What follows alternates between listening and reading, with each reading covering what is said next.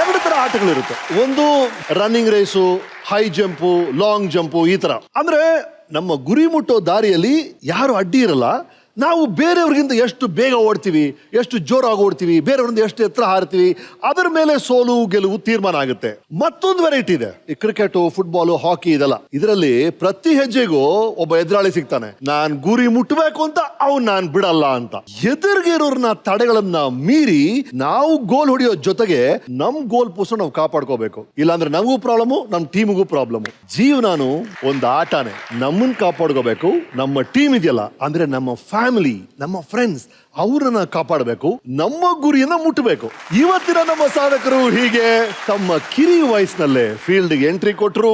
ಇವರ ಸಿನಿ ಜೀವನದ ಒಂದು ದಶಕದಲ್ಲಿ ಅನೇಕ ಶತಕಗಳನ್ನ ಹೊಡೆದಿದ್ದಾರೆ. ಕನ್ನಡ ಚಿತ್ರರಂಗದ ನಾಯಕಿಯರ ಪಟ್ಟಿಯಲ್ಲಿ ಇವರದ್ದು ಬಹಳ ಎತ್ತರದ ಸ್ಥಾನ.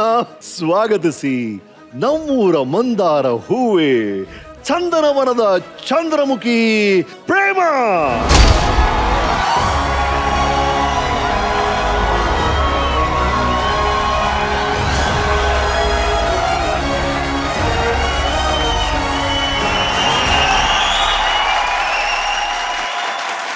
ಎಷ್ಟು ವರ್ಷ ಆಯ್ತು ಪ್ರೇಮ ಅವ್ರು ನಿಮ್ ನೋಡಿ? ನಾನು ಸೋ ಮೆನಿ ಇಯರ್ಸ್.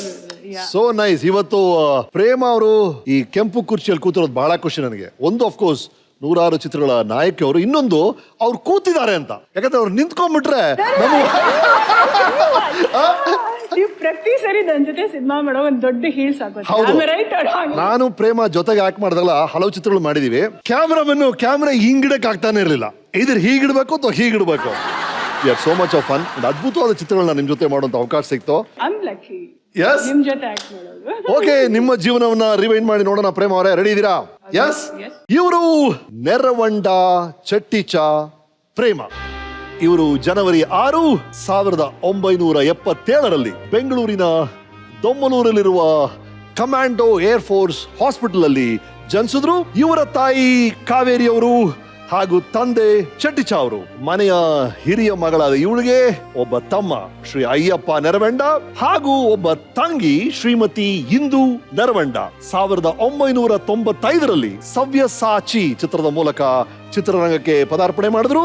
ಇವರ ವೃತ್ತಿ ಜೀವನದ ವಿಶೇಷವಾದ ಮೈಲುಗಲ್ಲಾಗಿದ್ದು ಉಪೇಂದ್ರ ಅವರ ನಿರ್ದೇಶನದ ಓಂ ಚಿತ್ರ.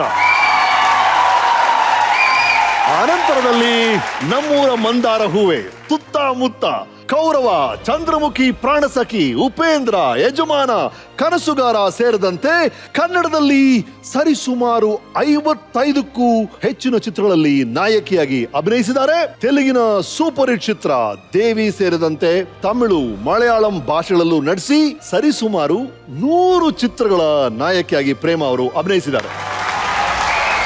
ಇವರಿಗೆ ಓಂ ಚಿತ್ರದ ಅಭಿನಯಕ್ಕಾಗಿ ಕರ್ನಾಟಕ ರಾಜ್ಯ ಚಲನಚಿತ್ರ ಪ್ರಶಸ್ತಿ ಮತ್ತು ಫಿಲ್ಮ್ ಫೇರ್ ಪ್ರಶಸ್ತಿ ಬಂದಿದೆ. ತೆಲುಗಿನ ದೇವಿ ಚಿತ್ರಕ್ಕಾಗಿ ನಂದಿ ಪ್ರಶಸ್ತಿ ಲಭಿಸಿದೆ ಹಾಗೂ ಕನಸುಗಾರು ಚಿತ್ರಕ್ಕಾಗಿ Filmfare award for the best actress ಸಿಕ್ಕಿದೆ. ಇವರು ದಕ್ಷಿಣ ಭಾರತ ಕಂಡಂತ one of the finest actresses. This weekend is with ಚತುರ್ಭಾಷಾ ತಾರೆ ಪ್ರೇಮ. ವೆಲ್ ಪ್ರೇಮ ಅವರೇ, ನಿಮ್ಮ ಜೀವನಕ್ಕೆ ನಿಮಗೆ ಸ್ವಾಗತ.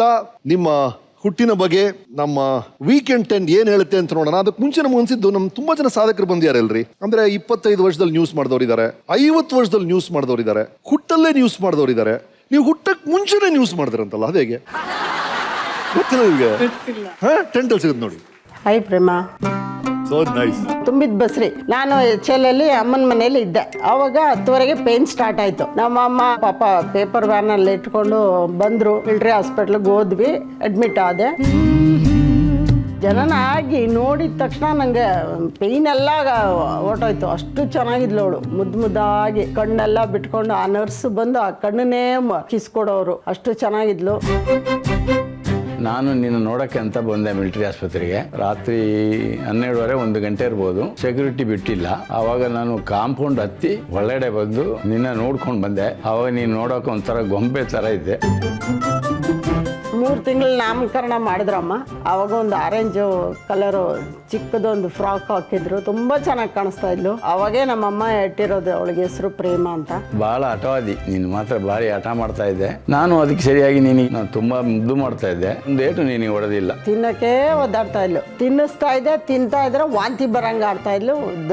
ದೌಡೆಗೆ ಒಂದು ಕೊಡ್ತಾ ಇದ್ರೆ ಹೋಗ್ತಾ ಇತ್ತು ಬೋಟಿಗೆ, ಸರಿಯಾಗಿ ಬೀಳ್ತಾ ಇತ್ತು ಏಟು ಅವಳಿಗೆ. LKG ಇದ್ದಾಗ ಒಂದು ಹುಡುಗನಿಗೂ ಇವಳಿಗೂ ಗಲಾಟೆ ಆಗೋಯ್ತು. ಸುಮ್ಮನೆ ಸ್ಮಾಲ್ ಹೊಡೆದಾಟ ಆಯ್ತು. ಆ ಹುಡುಗ ಬ್ಲೇಡ್ ತೆಗೆದು ದೌಡೆಗೆ ಮಾರ್ಕ್ ಮಾಡ್ಬಿಟ್ಟ. ಆ ಮಾರ್ಕ್ ಇವಾಗೂ ಇದೆ ಅವಳಿಗೆ. ನಾನು ಇಷ್ಟು ಮಟ್ಟಿಗೆ ಬರ್ತಾಳೆ ಅಂತ ದೇವ್ರಾಣೆ ಗೊತ್ತಿಲ್ಲ. ದೊಡ್ಡ ದೇವ್ರ ಗಿಫ್ಟ್ ಅದು.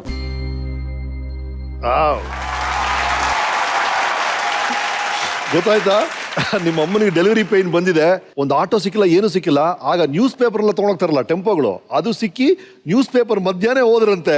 ಅವಳು ಹುಟ್ಟಕ್ ಮುಂಚೆನೆ ನ್ಯೂಸ್ ಮಾಡಿದ್ಲು ಅಂತ. ಅದನ್ನೇ ಅಮ್ಮ ಹೇಳ್ತಾ ಇದ್ರು. ನಿಮ್ಮಪ್ಪ ಏನೋ ಕಾಂಪೌಂಡ್ ಜಂಪ್ ಮಾಡಿ ಒಳಗೆ, ಅದೇನದು? ಅವಾಗ ಫಸ್ಟ್ ನಾನು ಹೆಣ್ಮಗಳು.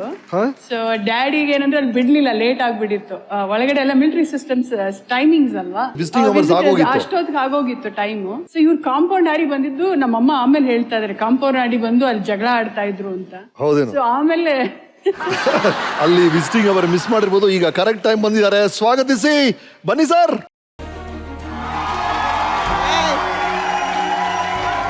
ನಮಸ್ಕಾರ. ಎಷ್ಟು ದಿನ ಆಯ್ತು ನೋಡಿ. Please welcome sir, welcome sir. Yes sir, ನಿಮ್ ಕತೆ ಹೇಳ್ತಿದ್ರಿ, ಹೇಳಿ.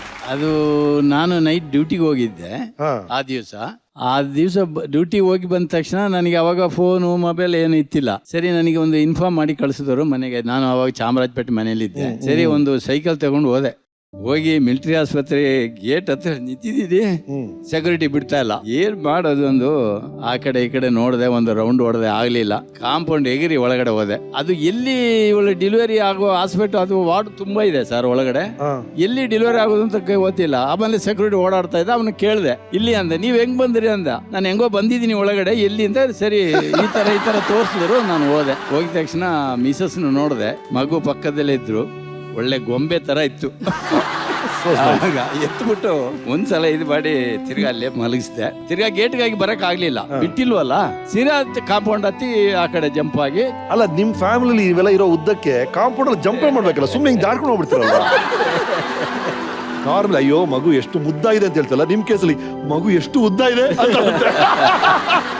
ಆಸ್ ಅ ಚೈಲ್ಡ್ ಪ್ರೇಮ ಅವ್ರು ಹೇಗಿದ್ರು? ಅವಳು ತುಂಬಾ ಸೈಲೆಂಟ್. ನಾನು ಇನ್ನೊಬ್ರಿಗೆ ಹೊಡೆದ ತಕ್ಷಣ ನಾನು ಹುಷಾರಾಗ್ಬಿಡ್ತೀನಿ. ನಮ್ಮ ಅಮ್ಮ 3 ಜನ ಕೂರಿಸ್ಬಿಟ್ಟು ಊಟ ತಿನ್ನಿಸ್ತಾ ಇದ್ರು, ಕೈಗೆ ತುತ್ತನ್ನ ಹಾಕೊಡೋರು. ನನಗೆ ಹೋಗೋದೇ ಇಲ್ಲ, ಅನ್ನನೇ ಹೋಗಲ್ಲ. ನನಗೆ ಯಾವಾಗ್ಲೂ ಆಟ ಆಡ್ತಾನೆ ಇರ್ಬೇಕು ಆ ತರ. ಅವರಿಬ್ಬರು ಊಟ ಮಾಡ್ತಿದ್ರೆ, ಅವ್ರು ಏನಾದ್ರು ಊಟ ಮಾಡದೆ ಹೋದ್ರೆ ಕಪಾಳಿಗೆ ಹಿಂಗೆ ಹೊಡಿಯೋರು. ಅವಾಗೆ ಹೋಗೋದು. ಅವಾಗ ನಾನು ಲಟಕ್ಕಂದ್ ಬಾಯಿ ಹಾಕೋಬೇಕು. ಊಟ ಅಂದ್ರೆ ಆಗಲ್ಲ ಅವಳಿಗೆ. She was very systematic.